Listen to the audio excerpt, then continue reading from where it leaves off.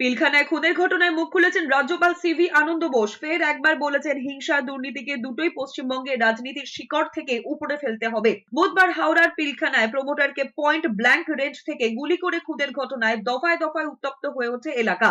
বিক্ষোভ, অবরোধ, আগুন, সাংবাদিককে মার। পরিস্থিতি নিয়ন্ত্রণে আনতে পাল্টা পুলিশের লাঠিচার্জ করতে দেখা গিয়েছে। এই পরিস্থিতিতে রাজ্যের আইন শৃঙ্খলা নিয়ে প্রশ্ন তুলেছেন রাজ্যপাল। তিনি বলেছেন, হিংসা দুর্নীতিমুক্ত বাংলা গড়তে জিরো টলারেন্স নীতি নেওয়া উচিত।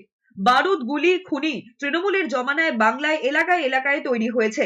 In my last 3 years of experience in Bengal, that corruption and violence are the two cancerous growths on the body politic of Bengal.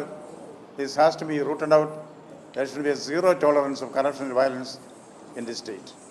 আক্রমণ করেছেন অধীর চৌধুরী। তার কথায়, বাইরে থেকে বাহিনী এনেও সন্ত্রাস বন্ধ করা যাবে না।